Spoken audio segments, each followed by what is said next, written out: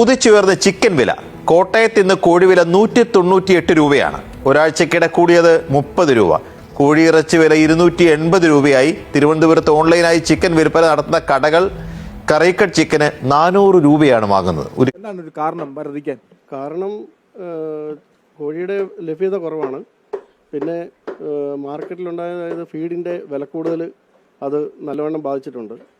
ഇതിൻ്റെ ചോളം ഈ എത്തനോൾ ഉണ്ടാക്കുന്നതിന് വേണ്ടിയിട്ട് മാറ്റുന്നതുകൊണ്ടാണ് ഈ ഏറ്റവും കൂടുതൽ പ്രധാന ഫീഡ്. അതെ, ചോളവും സോയയും പ്രധാനമായ ഒരു ഇതാണ്. അപ്പം ഈ യുദ്ധത്തിൻ്റെയൊക്കെ ഒരു ഇതുകൊണ്ട് മെറ്റീരിയൽ കിട്ടാത്തതിൻ്റെ ഒരു ബുദ്ധിമുട്ടുണ്ട്. ഈ വാർത്തയൊന്ന് കണ്ടപ്പോൾ ഒരു കാര്യം സൂചിപ്പിക്കാൻ വേണ്ടിയിട്ട് ജസ്റ്റ് ഒരു വീഡിയോ ചെയ്യുന്നതാണ്.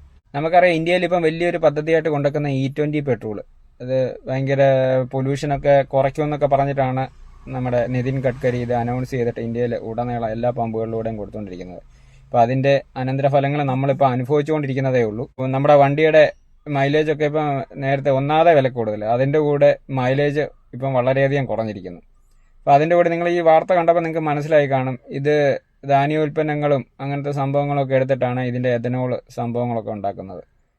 ഇപ്പോൾ ഈ ഒറ്റ കേസേ ഉള്ളൂ ചിക്കൻ്റെ വില ഇത്രയധികം കൂടുന്നത്. അതിൻ്റെ റീസണായിട്ട് പറഞ്ഞിരിക്കുന്നത് ഈ ധാന്യങ്ങൾ ഉപയോഗിച്ച് എഥനോളിന് വേണ്ടിയിട്ട് പോകുമ്പോൾ കൂടുതൽ പൈസ കിട്ടുമ്പോൾ അങ്ങോട്ട് പോകും.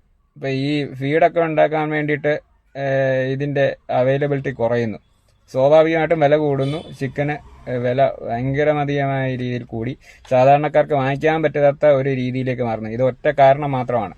നിങ്ങൾ ആലോചിച്ച് നോക്ക്, എന്ത് പഠന അടിസ്ഥാനത്തിലാണ് ഈ എഥനോളൊക്കെ കൊണ്ടുവന്നത്? ഓക്കെ, നല്ല കാര്യം തന്നെയായിരിക്കും. പക്ഷെ എല്ലാ മേഖലയിലും ഒരു സൊല്യൂഷൻ കൊണ്ടുവന്നിട്ട് വേണമായിരുന്നു ഇവർ ഈ ഒരു ഇംപ്ലിമെൻറ്റേഷൻ നടത്താൻ.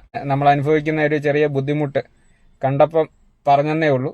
നിങ്ങളൊന്ന് ആലോചിച്ച് നോക്ക് ഇത് എത്രത്തോളം ശരിയാണെന്നുള്ളത്.